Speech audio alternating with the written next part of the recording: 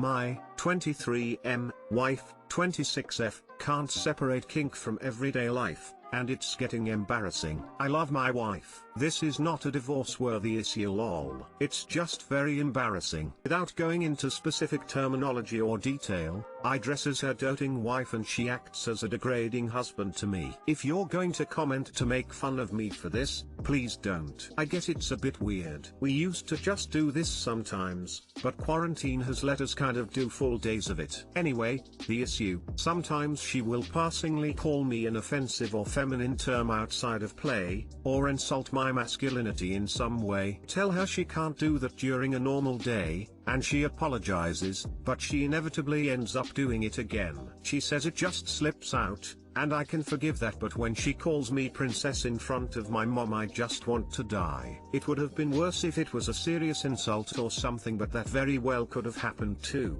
This has honestly stopped me from enjoying it. Miss Vanilla Sex. I told her I don't want to do it anymore, which she's disappointed about but respected, but she still messes up. Is there any way I can drill it into her head that was in the bedroom and I'm very much a guy who doesn't want to be called those things in a regular setting? Just telling her does not work. There's a part of me that's worried she's permanently lost respect for me and may not even see me as a man anymore. Is there some psychological reason why she's doing it? Can it just slip out? Edit, I'm going to be a dad! Exclamation mark. Consent and boundaries. I wouldn't indulge in this kink until your partner can respect it. She isn't accidentally slipping up. She found something she enjoys and wants to continue doing it, even against your wishes. Is there some psychological reason why she's doing it? I mean, you're already playing with a humiliation kink and she's just not willing to be a decent person and not pull non-consenting people into the mix. Doing that when your mom was there was making her part of the play. You might have stopped playing, but she hasn't, and she's taking her chances to humiliate you where she can get them. Perhaps you need to employ another technique, like my parents did as a teenager, to make me stop saying like after every sentence. In your case, anytime she calls you princess you immediately say it back to her. It becomes so incredibly annoying to her that she stops saying it. Worked for me.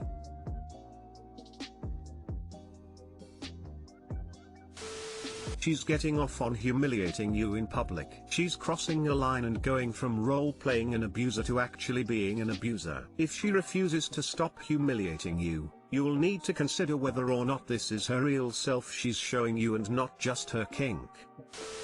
Throw away for privacy here. My wife and I engage in a similar kink in that she likes to be called nasty, degrading and humiliating names. Some of which, if I were to call her in front of other people, would probably cost friendships. We even have a favorite pet name of sorts that I call her during our intimate sessions. Never have I come close to accidentally using any of those names in public or outside of play. A lot of those words aren't in my normal vocabulary. Sure, accidents happen, but how often has this happened? Along these lines, I, like a lot of other people, grew up using FGGT as an insult, or even just jokingly calling my friends that. When I realized that it was wrong to use that word, I stopped saying it. Sure, I still thought it at first, and I'll admit I said it once or twice after I made the decision that I wanted to stop saying that, but it wasn't that hard to cut out. Please make sure that things stay consensual and express to your partner that this isn't okay. You have boundaries and that is good and healthy, and you deserve to be respected. This isn't something to just brush off. She called you an ex's name, would that be okay? No, of course it wouldn't. I'm terrified of what my best friend of 15 years is planning in retaliation to a fight.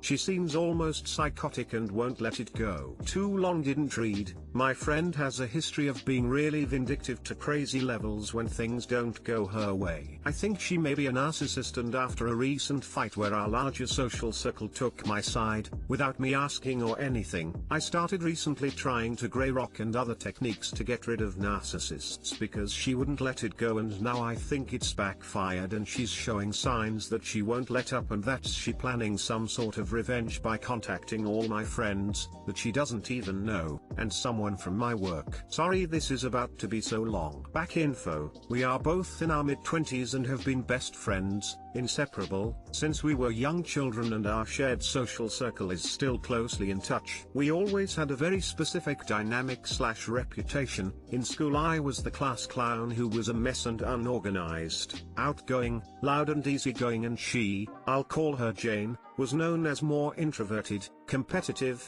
stubborn, organized, and with her sh/t together. We have talked every day for 15 years and were incredibly close. Until a couple months ago I would have said with certainty she was the only person I could guarantee would take a bullet for me. When we graduated college I landed a high-paying job that I love and moved into a decent apartment in the city. I have an amazing boyfriend that my friends love, and I got into a part-time master's degree program at a highly ranked university. Jane struggled to find work for years, just demand for her field is low and the panorama, eventually taking a job she had no interest in that didn't pay enough, so she lives with her parents. She also has always been really insecure about never having a boyfriend / relationship, and because most of our shared friends are in relationships right now it has become a really sore spot with her. She met someone on a dating app but were only together for 4 months. It has been 9 months since their breakup and she is still very upset about it. Our shared friends have gotten very used to her complaining about her life situation, and she has always been a complainer,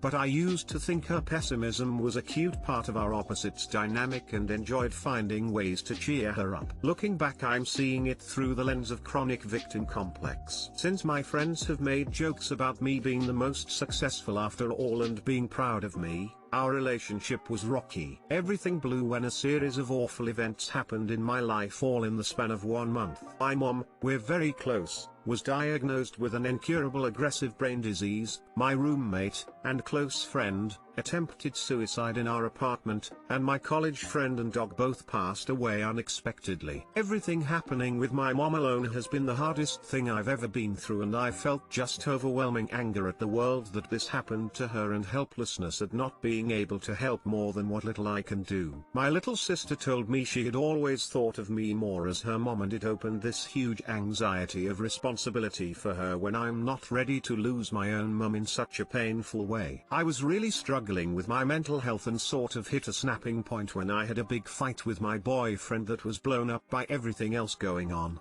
Everything is fine now. Our mutual friends are amazing, and I'm not known for getting down easy / joking coping mechanism, but they recognized I was really struggling and put in a lot of effort to be there for me and help as much as they could. Got to the point where I was taking multiple anti-anxiety / depression meds a day and sleeping meds every night just to make it through, and one of them slept over with me every night when my boyfriend couldn't because of work. Jane started demanding I break up with my boyfriend, of 3.5 years, over this fight, saying he treated me like dirt, just isn't true, and refused to talk to me about anything else. When I reached out for comfort about my mom or anything, she would always circle back to him, and was I getting frustrated trying to explain that I can't just cut off my long-term boyfriend during this time. His support was crucial for me and it was ridiculous anyway, and I snapped in front of our friends and said he isn't just some guy I have to beg to talk to me once a week in reference to a reoccurring argument she had with her ex. I immediately apologized and said that lashing out was not excusable, especially because I knew she was sore over the breakup. She gave me the silent treatment for about 2 weeks, something she knows I really struggle with because of past abuse, and as usual when she had punished me with the silent treatment in the past, I begged and pleaded for her to talk to me because the anxiety is overwhelming and I just wanted it to be over. Even though this was over something I considered teenage level petty, I thought of her as more than a sister and was shocked at the whole thing, especially because I needed her more than ever. I tried everything to get her to contact me and was convinced on top of everything I was losing her as well. My friends even pleaded with her to reach out to me, and I heard she went on a couple rants about how dare I claim I'm having such a hard time when my life was so perfect. I was reduced to a sobbing wailing mess for hours every day from everything, and when she finally did contact me after 2 weeks of ignoring my messages/calls, it was along the lines of, sorry, I had a bad couple weeks at work and didn't feel up to talking to you. Also, I don't think I can ever forgive you for that comment. For some reason after that my perception of her changed in an instant, despite unwaveringly loving her for so long. My friends couldn't believe her reaction and confronted her, and she started spinning this weird story about how a few months prior I had intentionally tried to sabotage a relationship she could have formed with a guy that was just so far from true, and I don't think anyone really believed it. I told her I was sorry about that, I guess just to keep everything calm, and she cut me off for another 3 months, but at this point I was questioning our friendship.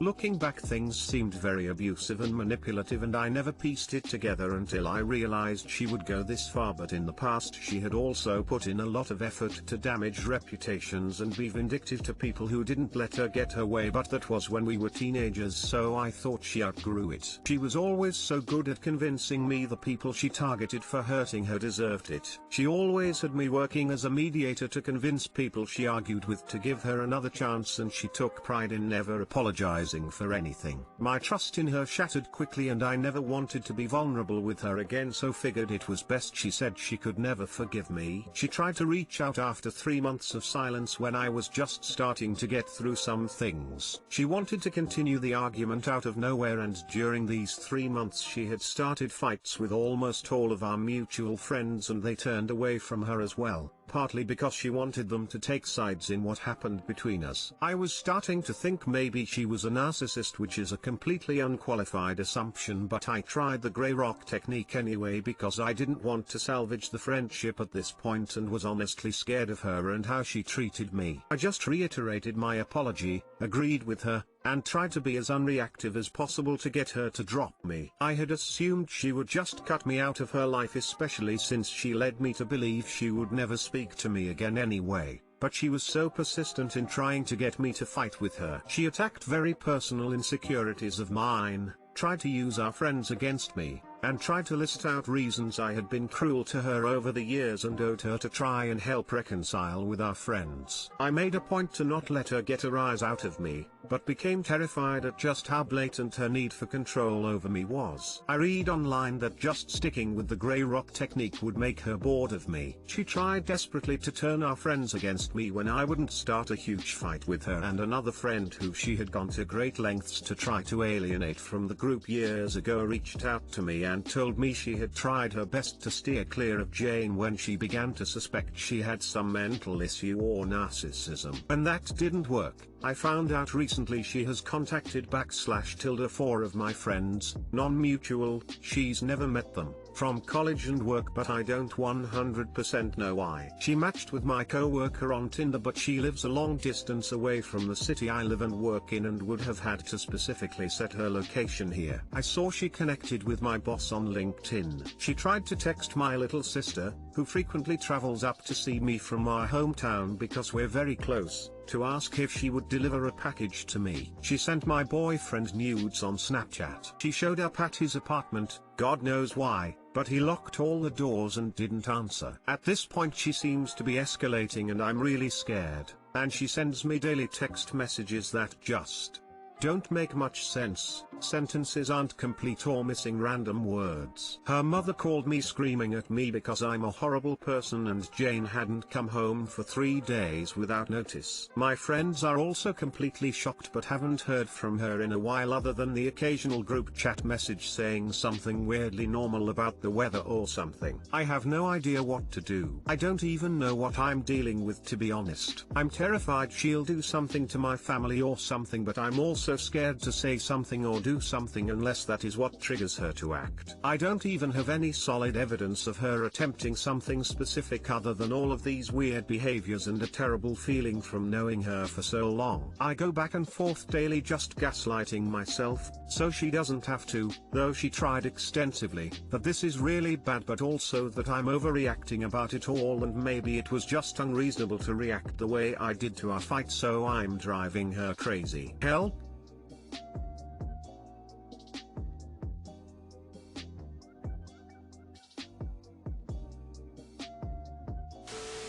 My mom's 37F boyfriend, 40M, constantly has a problem with me. 16F. Too long didn't read. My mom's 37F boyfriend, 40M, constantly has some kind of bone to pick with me. He constantly badmouths my dads, both 38M, and nitpicks everything I do or things they let me do. He has a problem with me walking around in my PJs and says things that make me uncomfortable. Basically what the title says. For some background info, my parents separated when I was 3, but they've always separated their issues with each other for my sake. I know my mom cheated on my papa, but he's never made her out to be the villain to me. They agreed that I'd be living with him with visitation to my mom's place. Both my parents have new partners. My papa, 38M, married his boyfriend, 38M, when I was 8 years old, and I've always seen him as my dad too. They had my sister when I was 9, so she's 7 now, and our family is honestly great. Our dads love each other endlessly, so my sister and I have just grown up in a pretty loving and caring environment. I love my mom too, and like I said, my dad has never said anything bad about her to me or my sister. She didn't exactly settle down like my dad did, and she has had a lot of guys come and go. It was a little hard when I was younger and would get attached. I've learned since then that I shouldn't be doing that. My mom's current boyfriend of about a year always has some kind of bone to pick with me. He's pretty clear that he doesn't like having me around or the fact that I get attention from mom when I'm around. My mom doesn't like hearing complaints about him, and she does say certain things about my dad. She's never liked the fact that I call my papa's husband dad.